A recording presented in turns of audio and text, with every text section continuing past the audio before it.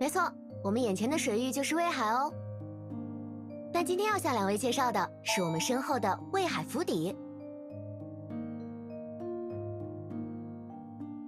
在古代啊，魏海府邸的确是贵族的私人居所，不过现在已经被当地人改造成了特色酒店了。我强烈推荐两位客人前往露天茶室小坐一会儿，晒着日光，品着香茶，然后远眺一下魏海和对面的千山，那感觉真的很好哦。是个值得考虑的建议。除了这些之外，还有别的推荐吗？有啊，两位看到那边的廊道了吗？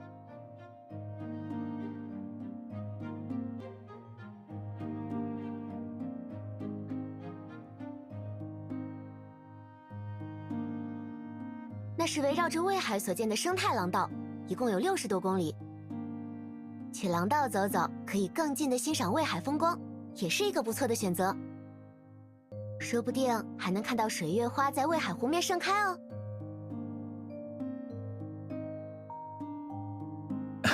好。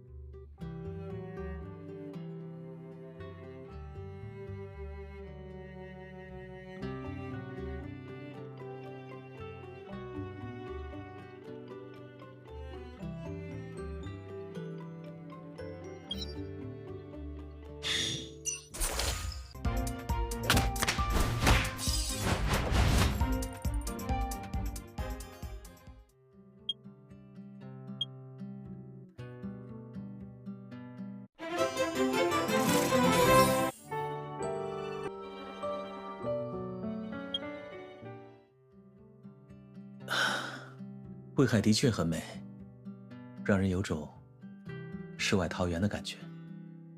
说起水月花，倒让我想起了魏海四景中的安瑶花。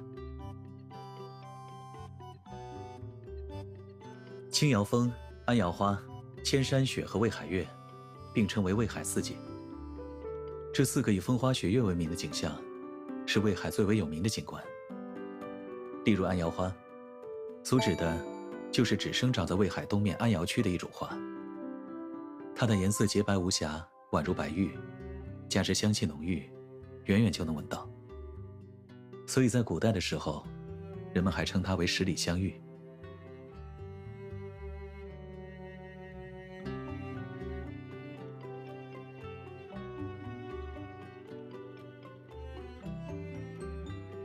准确地说，是从青瑶区吹来的风。我们现在在魏海边所感受到的，就是青瑶风。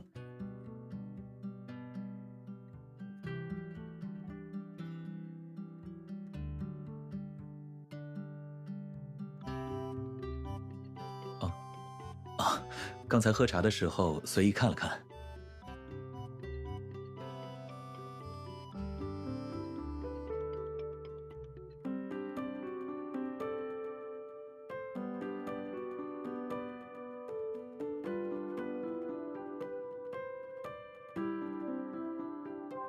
你想去看？